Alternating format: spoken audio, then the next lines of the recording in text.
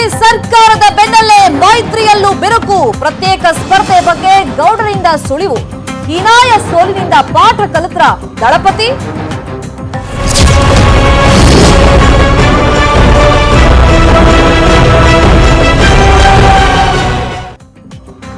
ಹದಿನಾಲ್ಕು ತಿಂಗಳಲ್ಲೇ ದೋಸ್ತಿ ಸರ್ಕಾರ ಢಮಾರಾಯಿತು.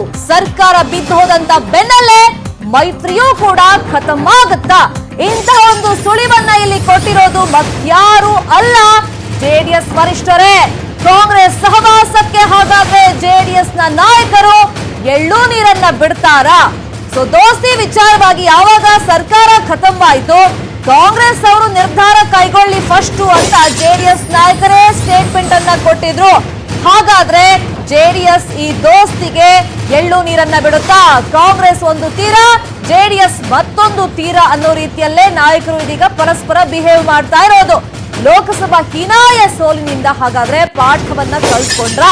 ಮೈತ್ರಿಯಾಗಿ ಚುನಾವಣೆಗೆ ದೋಸ್ತಿಗಳು ಹೋಗೋದಿಲ್ವಾ? ಸ್ಥಳೀಯ ಸಂಸ್ಥೆ ಚುನಾವಣೆಯಲ್ಲಿ ಮೈತ್ರಿ ಇಲ್ಲ. ಸ್ಥಳೀಯ ನಾಯಕರ ಒತ್ತಡಕ್ಕೆ ದೇವೇಗೌಡರು ಮಣಿದಿದ್ದಾರೆ. ಮೈತ್ರಿಯನ್ನ ಅಂತ್ಯಗೊಳಿಸೋದ್ರ ಬಗ್ಗೆ ಗೌಡ್ರು ಒಂದು ಮಹತ್ವದ ಸುಳಿವನ್ನ ಕೊಟ್ಟಿದ್ದಾರೆ. ಸೊ ಈ ಸುಳಿವು ಕೊಡೋದಕ್ಕೆ ಏನು ಕಾರಣ ಅಂದ್ರೆ, ಒಂದು ಮಹತ್ವದ ಸಭೆಯನ್ನ ಮಾಡಿದಾಗ ಜೆಡಿಎಸ್ ನ ಪ್ರಮುಖರು ಈ ಒಂದು ತೀರ್ಮಾನವನ್ನ, ನಿರ್ಧಾರವನ್ನ, ಮನವಿಯನ್ನ ವರಿಷ್ಠರ ಮುಂದೆ ಇಟ್ಟಿರೋದು. ಚುನಾವಣೆಯಲ್ಲಿ ಯಾರೆಲ್ಲ ಅಭ್ಯರ್ಥಿಗಳು ಸೋತು ಹೋಗಿದ್ದಾರೆ, ಮೈತ್ರಿಗೆ ತೀವ್ರ ರೀತಿಯಲ್ಲಿ ಅವರೆಲ್ಲರೂ ವಿರೋಧವನ್ನ ವ್ಯಕ್ತಪಡಿಸಿದ್ದಾರೆ. ಯಾವುದೇ ರೀತಿಯಲ್ಲೂ ಕೂಡ ಹೊಂದಾಣಿಕೆ ಬೇಡ ಅಂತ ನಾಯಕರು ಅಭಿಪ್ರಾಯವನ್ನ ಗೌಡ್ರ ಮುಂದೆ ಇಟ್ಟಿದ್ದಾರೆ. ಇನ್ನು ಸ್ಥಳೀಯ ಮಟ್ಟದಲ್ಲಿ ಹೊಂದಾಣಿಕೆ ಇಲ್ಲ ಅಂತ ದೇವೇಗೌಡರು ಸ್ಪಷ್ಟವಾಗಿ ಅವ್ರ ಮುಂದೆ ಹೇಳ್ಬಿಟ್ಟಿದ್ದಾರೆ. ಸೊ ಎಲ್ಲಾ ನಾಯಕರು ಹೊಂದಾಣಿಕೆ ಬೇಡ ಅಂತ ಒಂದು ದನಿಯನ್ನ ಎತ್ತಿದ್ದಾರೆ, ಒಗ್ಗಟ್ಟಿನ ಮಂತ್ರವನ್ನ ಹಾಡಿದ್ದಾರೆ. ಯಾವುದೇ ಕಾರಣಕ್ಕೂ ಹೊಂದಾಣಿಕೆ ಬೇಡ ಅನ್ನೋ ಅಭಿಪ್ರಾಯ ಸದ್ಯಕ್ಕೆ ವ್ಯಕ್ತವಾಗ್ತಾ ಇದೆ. ಹೀಗೆ ಮೈತ್ರಿ ಖತಮ್ ಆಯ್ತಲ್ಲ, ಆ ಬಗ್ಗೆ ಸುಳಿವನ್ನ ಈಗ ದೇವೇಗೌಡರು ಕೊಟ್ಟಿದ್ದಾರೆ. ದೋಸ್ತಿ ಸರ್ಕಾರ ಹೆಂಗಿದ್ರು ಬಿದ್ದೋಗಿದೆ, ಬಟ್ ಮೈತ್ರಿ ಮುಂದುವರಿಯುತ್ತಾ ಇಲ್ಲ ಅಂತ ಒಂದು ಕುತೂಹಲ ಇತ್ತಲ್ಲ, ಅದಕ್ಕೀಗ ಪರೋಕ್ಷವಾಗಿ ಒಂದು ಸುಳಿವನ್ನ ದೇವೇಗೌಡರು ಕೊಟ್ಟಿದ್ದಾರೆ.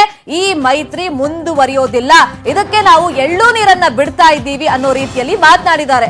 ಇದಕ್ಕೆ ಏನ್ ಕಾರಣ ಆಯ್ತು ಅಂದ್ರೆ, ಒಂದು ಮಹತ್ವದ ಸಭೆಯನ್ನ ಮಾಡ್ತಾರೆ ದೇವೇಗೌಡರು. ಆ ಸಭೆಯಲ್ಲಿ ಕಳೆದ ವಿಧಾನಸಭೆ ಇಲ್ಲ, ಲೋಕಸಭೆ ಚುನಾವಣೆಯಲ್ಲಿ ಸೋತಂತ ಅಭ್ಯರ್ಥಿಗಳು ಬಂದಿರ್ತಾರೆ. ಆ ಸಭೆಯಲ್ಲಿ ಚರ್ಚೆ ಮೇಲೆ ಚರ್ಚೆಯನ್ನ ಮಾಡಿದಾಗ ದೇವೇಗೌಡರ ಮುಂದೆ ಆ ಸೋತಂತ ಅಭ್ಯರ್ಥಿಗಳು ಏನ್ ಹೇಳ್ತಾರೆ ಅಂದ್ರೆ, ಬೇಡ, ಈ ಸರ್ಕಾರ ಬಿದ್ದು ಹೋಗಿದೆ, ಅದಕ್ಕೆ ಪ್ರಮುಖ ಕಾರಣ ಅಂದ್ರೆ ಮೈತ್ರಿ ಮಾಡ್ಕೊಂಡಿದ್ದು, ಕಾಂಗ್ರೆಸ್ ಪಕ್ಷದ ಸಖ್ಯವನ್ನ ಬೆಳೆಸಿದ್ದು, ಅದರಲ್ಲೂ ನಾವುಗಳು ಸೋತು ಹೋಗೋದಕ್ಕೆ ಲೋಕಸಭೆ ಚುನಾವಣೆಯಲ್ಲಿ ಪ್ರಮುಖ ಕಾರಣ ಅಂದ್ರೇನೆ ಮೈತ್ರಿ ಮಾಡ್ಕೊಂಡಿರೋದು. ಹಾಗಾಗಿ ಮೈತ್ರಿ ಸಹವಾಸವೇ ಬೇಡ, ಸರ್ಕಾರನೇ ಉಳಿಲಿಲ್ಲ ಅಂದ್ಮೇಲೆ ಈ ದೋಸ್ತಿ ಕಂಟಿನ್ಯೂ ಮಾಡ್ಕೊಂಡು ನಾವೇನ್ ಮಾಡ್ಬೇಕು? ಹಾಗಾಗಿ ಈ ದೋಸ್ತಿ ಬೇಡ, ಕಂಟಿನ್ಯೂ ಮಾಡೋದು ಬೇಡ ಅಂತ ಜೆಡಿಎಸ್ ನ ನಾಯಕರು ದೇವೇಗೌಡರ ಕಿವಿಗೆ ಹಾಕಿದ್ದಾರೆ, ಗಮನಕ್ಕೆ ತಂದಿದ್ದಾರೆ. ದೇವೇಗೌಡರು ಕೂಡ ಆ ಬಗ್ಗೆ ಒಂದು ಸುಳಿವನ್ನ ಕೊಟ್ಟಿದ್ದಾರೆ. ಸ್ಥಳೀಯ ಸಂಸ್ಥೆಗಳ ಚುನಾವಣೆಗಳಾಗಲಿ, ಮುಂಬರ್ತಕ್ಕಂಥ ಯಾವುದೇ ನಗರಸಭೆ, ನಗರ ಪಾಲಿಕೆ, ಪುರಸಭೆ, ಜಿಲ್ಲಾ ಪಂಚಾಯಿತಿ, ಹೀಗೆ ಈ ಚುನಾವಣೆಗಳಲ್ಲಿ ಯಾವ ಪಕ್ಷ ಜೊತೆಲೂ ಹೊಂದಾಣಿಕೆ ಬೇಡ ನಮಗೇನದನ್ನು ಅವರು ಸೋತಿರುವ ಅನುಭವದಲ್ಲಿ, ಹಿನ್ನೆಲೆಯಲ್ಲಿ ಅವರ ಒಮ್ಮತದ ಅಭಿಪ್ರಾಯ ಸೋತಿರೋದು. ಅದಕ್ಕೆ ಹಿಂದೆ ಪೂರ್ವಕವಾಗಿ ಈ ಪಾರ್ಲಿಮೆಂಟ್ ಚುನಾವಣೆಯಲ್ಲಿ ಆದಂಥ ಸ್ಥಳದಲ್ಲಿ ಕಾಂಗ್ರೆಸ್ ಅಥವಾ ಜೆಡಿಎಸ್ನ ಹೊಂದಾಣಿಕೆ ಕಾರ್ಯಕರ್ತರು ಆಗದೆ ಹೋದ್ರಿಂದ ಯಾರ ಮೇಲೆ ದೂರದಲ್ಲ ಇದು. ನೀವು ರಾಜ್ಯ ಮಟ್ಟದಲ್ಲಿ ಒಂದಾದರೆ ಸರ್ಕಾರ ಮಾಡ್ಕೊಂಡ್ರೆ, ಆದರೆ ನಮ್ಮ ಸ್ಥಳೀಯವಾಗಿ ನಾವು ಬೇರೆ ಬೇರೆಯೇ ವರ್ಕ್ ಮಾಡಿದ್ರಿಂದ ಈ ಪಾರ್ಲಿಮೆಂಟ್ ಚುನಾವಣೆ ಈಗಾಯಿತು. ಈ ಕೈ ಅನುಭವದಿಂದ ಏನು ಎಲ್ಲ ಸ್ಥಳೀಯ ಸಂಸ್ಥೆಗಳ ಚುನಾವಣೆಯಲ್ಲಿ ನಾವು ಪ್ರತ್ಯೇಕವಾಗಿ ನಾವು ಸ್ಪರ್ಧೆ ಮಾಡೋಣ ಅನ್ನೋದು ಒಂದು ಒಟ್ಟಾಭಿಪ್ರಾಯ. ಈ ಬಗ್ಗೆ ಮತ್ತಷ್ಟು ಇನ್ಫಾರ್ಮೇಶನ್ ಕೊಡ್ತಾರೆ ಫೋನ್ ಸಂಪರ್ಕದಲ್ಲಿ ಜಾಯ್ನ್ ಆಗಿರುವಂತ ನಮ್ಮ ರಿಪೋರ್ಟರ್ ಜನಾರ್ದನ್ ಹೆಬ್ಬಾರ್. ಮೈತ್ರಿ ಕಂಟಿನ್ಯೂ ಆಗುತ್ತಾ ಇಲ್ವಾ? ಸರ್ಕಾರ ಬಿದ್ದು ಹೋದ್ಮೇಲೆ ಒಂದು ದೊಡ್ಡ ಕ್ವೆಶ್ಚನ್ ಮಾರ್ಕ್ ಆಗಿತ್ತು. ಬಟ್ ಒಂದ್ ಕಡೆ ಕಾಂಗ್ರೆಸ್ ಅವರು ಹೈಕಮಾಂಡ್ ನಿರ್ಧಾರ ಅಂದ್ರೆ ಜೆಡಿಎಸ್ ಅವರು ಕಾಂಗ್ರೆಸ್ ಅವರು ಏನ್ ಡಿಸೈಡ್ ಮಾಡಿ ಹೇಳ್ತಾರೆ ನೋಡೋಣ ಅಂತ ಇಷ್ಟ ದಿನ ತಳ್ಕೊಂಡು ಬಂದಿದ್ರು. ಬಟ್ ಅಲ್ಟಿಮೇಟ್ ಆಗಿ ದೊಡ್ಡಗೌಡರು ಒಂದು ಸುಳಿವನ್ನು ಬಿಟ್ಕೊಟ್ಟಿದ್ದಾರೆ, ಈ ಮೈತ್ರಿ ಖತಮ್ ಅಂತ. ಹಾಗಾದ್ರೆ ಯಾವ ನಿರ್ಧಾರಕ್ಕೆ ದೇವೇಗೌಡರು ಬಂದಿದ್ದಾರೆ, ಯಾವ ರೀತಿಯಾಗಿ ಮೈತ್ರಿಯನ್ನ ಕಟ್ ಮಾಡ್ಕೊಳ್ತಾರೆ? ಶರ್ಮಿತಾ, ಮೈತ್ರಿಯನ್ನ ಮುರಿದುಕೊಳ್ಳೋದ್ರ ಬಗ್ಗೆ ಈಗಾಗಲೇ ಅವ್ರ ಪಕ್ಷದೊಳಗೆ ಸಿದ್ಧತೆ ಮಾಡ್ಕೊಳ್ತಾ ಇದ್ರು ಅನ್ನೋದು ನಿನ್ನೆ ದಿನ ಅವ್ರು ಮಾಡಿದಂತ ಮಾತಿನಲ್ಲಿ ಸ್ಪಷ್ಟವಾಗಿ ಗೊತ್ತಾಗತ್ತೆ. ಯಾಕಂತಂದ್ರೆ ಕಳೆದ ಒಂದು 4-5 ದಿನಗಳಿಂದ ಅವ್ರು ನಿರಂತರವಾಗಿ ಸಭೆ ಮೇಲೆ ಸಭೆಯನ್ನ ಮಾಡ್ತಾ ಇದ್ದಾರೆ. ಪಕ್ಷದಲ್ಲಿ ಮಾಡ್ತಾ ಇರುವಂತಹ ಸಭೆಯಲ್ಲಿ ಪ್ರತಿಯೊಬ್ಬರಿಗೂ ಕೂಡ ಅವ್ರು ಹೇಳ್ತಾ ಇರೋದು, ಚುನಾವಣೆಗೆ ನೀವು ಸಿದ್ಧರಾಗಿ, ಬೈ ಎಲೆಕ್ಷನ್ ಬರ್ಲಿ ಯಾವುದೇ ಎಲೆಕ್ಷನ್ ಬರ್ಲಿ ಆ ಸಂದರ್ಭದಲ್ಲಿ ನಾವು ಚುನಾವಣೆಗೆ ರೆಡಿ ಆಗಿರ್ಬೇಕು. ಮಧ್ಯಂತರ ಚುನಾವಣೆ ಯಾವಾಗ ಬರುತ್ತೋ ಗೊತ್ತಿಲ್ಲ. ಆಗ ಆ ಮಾತನ್ನ ಅವ್ರು ಹಿಂದೆನೆ ಹೇಳಿದ್ರು. ಹಾಗಾಗಿ ಈಗಲಿಂದನೇ ಪಕ್ಷದ ಸಿದ್ಧತೆ ಮಾಡ್ಕೋಬೇಕು ಅನ್ನೋ ಮಾತನ್ನ ಅವ್ರು ಹೇಳ್ತಾ ಇದ್ದಾರೆ ಪಕ್ಷದಲ್ಲಿ. ಆದ್ರೆ ಇದ್ರ ಅರ್ಥ ಸ್ಪಷ್ಟವಾಗಿ ಕಾಂಗ್ರೆಸ್ ಜೊತೆಗಿನ ಮೈತ್ರಿ ಮುರಿದ ಹಾಗೆ ಅನ್ನೋದನ್ನ ಅವರು ಸ್ಪಷ್ಟವಾಗಿ ಹೇಳಿದ್ದಾರೆ. ಆದ್ರೆ ಪಕ್ಷದಲ್ಲಿರುವಂತ ಕೆಲವು ಪ್ರಮುಖರೆಲ್ಲರೂ ಕೂಡ ನಿನ್ನೆ ದಿನ ಒಂದು ಸಭೆಯನ್ನ ಮಾಡಿದ್ರು.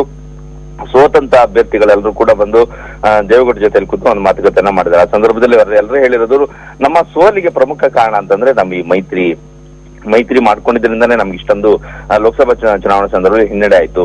ಇದೆಲ್ಲದಕ್ಕೂ ಕಾರಣ ಈ ಮೈತ್ರಿ. ತಕ್ಷಣವೇ ಈ ಮೈತ್ರಿಯನ್ನ ನಾವು ಕಟ್ ಮಾಡ್ಕೊಳ್ಳೋದು ಉತ್ತಮ.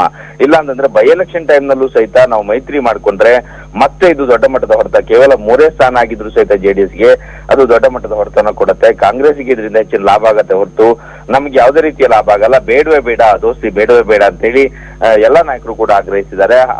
ಅದೇ ಕಾರಣಕ್ಕಾಗಿ ದೇವೇಗೌಡರು ಕೂಡ ಪರೋಕ್ಷವಾಗಿ ಒಂದು ಮಾತನ್ನ ಹೇಳಿದ್ದಾರೆ. ನಾವು ಮುಂದಿನ ಯಾವುದೇ ಸ್ಥಳೀಯ ಸಂಸ್ಥೆ ಚುನಾವಣೆ ಸಂದರ್ಭದಲ್ಲಿ ಮೈತ್ರಿ ಬೇಡ ಅಂತ ಹೇಳಿ ಪಕ್ಷದ ಪ್ರಮುಖರು ಹೇಳಿದ್ದಾರೆ ಅನ್ನೋ ಮಾತನ್ನ ಹೇಳಿದ್ದಾರೆ. ಅಂದ್ರೆ ಅದರ ಅರ್ಥ ಮೈತ್ರಿ ಇಲ್ಲಿಗೆ ಮುಗೀತು ಅಂತ ಹೇಳಿ. ಅದನ್ನು ಕೂಡ ಮತ್ತೆ ಪ್ರತ್ಯೇಕವಾಗಿ ಕೇಳಿದಾಗ ವಿಧಾನಸಭೆಯಲ್ಲಿ ಮೈತ್ರಿ ಮುಂದುವರುತ್ತೆ ಅಂದ್ರೆ ಸದ್ಯಕ್ಕೆ ಅದು ನಾವು ಸರ್ಕಾರ ರಚನೆ ಮಾಡಿದ್ವಿ, ಹಾಗಾಗಿ ವಿರೋಧ ಪಕ್ಷದಲ್ಲೂ ಸಹಿತ ವಿಷಯಾಧಾರಿತವಾಗಿ ಮೈತ್ರಿ ಮುಂದುವರಿಯುತ್ತೆ ಅನ್ನೋ ವಿಚಾರವನ್ನ ಹೇಳಿದ್ದಾರೆ. ಆದ್ರೆ ಚುನಾವಣೆ ವಿಚಾರವಾಗಿ ಮೈತ್ರಿ ಬಹುತೇಕ ಮುಗಿದ ಹಾಗೇನೆ ಮುಂದಿನ ಬೈ ಎಲೆಕ್ಷನ್ ನಡೆದ್ರು ಸಹಿತ 17 ಕ್ಷೇತ್ರಕ್ಕೆ ಉಪಚುನಾವಣೆ ನಡೆದ್ರು ಸಹಿತ ಮಾತುಕತೆ ಹಂತದವರೆಗೆ ಹೋಗಿ ಮತ್ತೆ ಆಮೇಲೆ ಮೈತ್ರಿ ಇಲ್ದೇನೆ ಪ್ರತ್ಯೇಕವಾಗಿ ಸ್ಪರ್ಧೆ ಮಾಡುವಂತ ಸಾಧ್ಯತೆ ಬಹುತೇಕ ನಿಶ್ಚಿತ ಅನ್ನೋದು ದೇವೇಗೌಡರ ಮಾತಿನಿಂದಲೇ ಸ್ಪಷ್ಟ.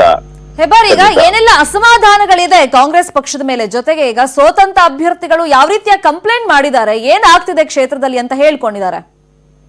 ಅಂದ್ರೆ ಸೋತಂತ ಅಭ್ಯರ್ಥಿಗಳೆಲ್ಲರೂ ಹೇಳೋದು, ನೀವು ರಾಜ್ಯ ಮಟ್ಟದಲ್ಲಿ ನಾಯಕರುಗಳೆಲ್ಲ ಒಂದಾಗಿದ್ದೀರಿ, ಆದ್ರೆ ಸ್ಥಳೀಯವಾಗಿ ಕಾರ್ಯಕರ್ತರು ಯಾರು ಕೂಡ ಒಂದಾಗಿಲ್ಲ. ಜೆಡಿಎಸ್ ಹಾಗೂ ಕಾಂಗ್ರೆಸ್ ಎಲ್ಲೆಲ್ಲಿ ಪ್ರಬಲವಾಗಿದೆಯೋ ಅಲ್ಲಿ ಬಿಜೆಪಿಗಿಂತ ಹೆಚ್ಚಾಗಿ ಜೆಡಿಎಸ್ ಕಾಂಗ್ರೆಸ್ ನಡುವೆನೇ ಪೈಪೋಟಿ ಇದೆ. ಅಂತ ಸಂದರ್ಭದಲ್ಲಿ ನಾವು ಅವ್ರ ಜೊತೆನೆ ಮೈತ್ರಿ ಮಾಡ್ಕೊಳ್ಳುವಂತ ಸಂದರ್ಭ ಬಂತು. ಇಲ್ಲಿ ನಮ್ಮ ಪಕ್ಷದ ಅಸ್ತಿತ್ವವೇ ಕುಸಿದು ಹೋಗ್ತಾ ಇತ್ತು. ಇಂಥ ಸಂದರ್ಭದಲ್ಲಿ ನಾವು ಏನ್ ಮಾಡ್ಬೇಕು ಅನ್ನೋ ಪ್ರಶ್ನೆ ಇದ್ದಿತ್ತು.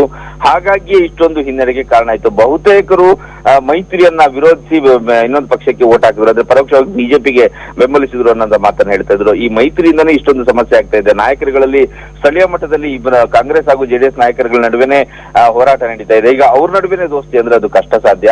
ಆ ಕಾರಣಕ್ಕಾಗಿ ಇದು ಹೀಗೆ ಮುಂದುವರೆದ್ರೆ ಮೈತ್ರಿಯನ್ನ ಮುಂದುವರ್ಸ್ಕೊಂಡು ಹೋದ್ರೆ ಇದು ಪಕ್ಷಕ್ಕೆ ಸಂಪೂರ್ಣವಾಗಿ ಸಂಘಟನೆ ಇಲ್ಲದಂತ ಹೋಗ್ಬಿಡುತ್ತೆ. ಪಕ್ಷದ ಕಾರ್ಯಕರ್ತರು ಎಲ್ಲರೂ ಕೂಡ ಡೈವರ್ಟ್ ಆಗ್ಬಿಡ್ತಾರೆ. ಈ ಕಾರಣಕ್ಕಾಗಿ ಬೇಡವೇ ಬೇಡ. ಮತ್ತು ಅಧಿಕಾರ ಇದ್ದಾಗ್ಯೂ ಸಹಿತ ಜೆಡಿಎಸ್ಗೆ ಹೆಚ್ಚಿನ ಅನುಕೂಲವೇ ಆಗಿಲ್ಲ, ಎಲ್ಲವೂ ಕೂಡ ಕಾಂಗ್ರೆಸ್ಗೆ ಅನುಕೂಲ ಆಯ್ತು ಅನ್ನೋ ಒಂದು ಅಭಿಪ್ರಾಯವನ್ನ ಸ್ವತಂತ್ರ ಅಭ್ಯರ್ಥಿಗಳು ಇಲ್ಲಿ ವ್ಯಕ್ತಪಡಿಸ್ತಾ ಇದ್ರು. ಅದೇ ಕಾರಣಕ್ಕಾಗಿ ದೇವೇಗೌಡರು ಸಹಿತ ಪಕ್ಷದ ಪ್ರಮುಖರ ಮಾತುಗಳನ್ನು ಕೂಡ ಒಪ್ಕೊಂಡಿದ್ದಾರೆ. ಮೈತ್ರಿ ಸಾಕು ಅನ್ನೋಂತ ಒಂದು ಹಂತಕ್ಕೂ ಕೂಡ ಬಂದಿದ್ದಾರೆ. ಆದ್ರೆ ಬಹಿರಂಗವಾಗಿ ಈ ಬೈ ಎಲೆಕ್ಷನ್ ಅಥವಾ ಈ ಕ್ಷಣಕ್ಕೆ ಮೈತ್ರಿ ಮುಗಿದೋಯ್ತು ಅನ್ನೋ ಮಾತನ್ನ ದೇವೇಗೌಡರು ಹೇಳಿಲ್ಲ. ಆದ್ರೆ ಪಕ್ಷದ ಒಳಗಡೆಯಲ್ಲಿ ನಡೆದಂತ ಮಾತುಕತೆಯ ತಾತ್ಪರ್ಯ ಮಾತ್ರ ಮೈತ್ರಿ ಖತಮ್ ಆಗಿದೆ. ಸರ್ಕಾರ ಬಿದ್ದ ಮರುಗಳಿಗೆಯಲ್ಲಿಯೇ ದೋಸ್ತಿ, ಕಾಂಗ್ರೆಸ್ ಜೆಡಿಎಸ್ ದೋಸ್ತಿ ಮುಕ್ತಾಯ ಆಗಿದೆ ಅನ್ನೋದು ಸ್ಪಷ್ಟ. Okay, thank you Janardhan Hebbar ತಮ್ಮೆಲ್ಲ ಇನ್ಫಾರ್ಮೇಶನ್ಗೆ. ಮಾಜಿ ಮುಖ್ಯಮಂತ್ರಿಯೊಬ್ಬರಿಗೆ